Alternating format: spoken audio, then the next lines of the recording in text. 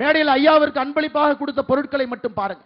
நம்முடைய ஈரோடு பகுதியினுடைய டர்மரிக் மஞ்சள் ஐயா அவருடைய காலத்துல அதற்காக ஒரு சந்தை ஏற்படுத்தி நிசாமாபாத்ல நேஷனல் டர்மரிக் போர்டு அதற்காக ஒரு போர்டை உருவாக்கி இன்னைக்கு இந்தியாவில குறிப்பாக மஞ்சள் ஏற்றுமதிக்கு ஒரு பெரிய விதை விட்டிருக்கின்றார்கள்.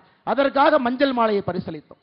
நீலகிரியில் இருக்கக்கூடிய தோடா டிரைபல் நம்முடைய சகோதர சகோதரிகள், பழங்குடியின சகோதர சகோதரிகள், அவர்களுக்கு நிதியுதவி நம்முடைய மத்திய அரசு செய்திருக்கின்றார்கள். அதற்காக அவர்களுடைய ஷால் ஐயாவுக்கு போட்டோம். உங்களுக்கு தெரியும், ஜல்லிக்கட்டு இன்னைக்கு தமிழகத்தில் இருக்குன்னா ஒரே ஒரு மனிதர் நரேந்திர மோடி அவர்கள் மட்டும்தான் காரணம், வேறு யாரும் கிடையாதுங்க.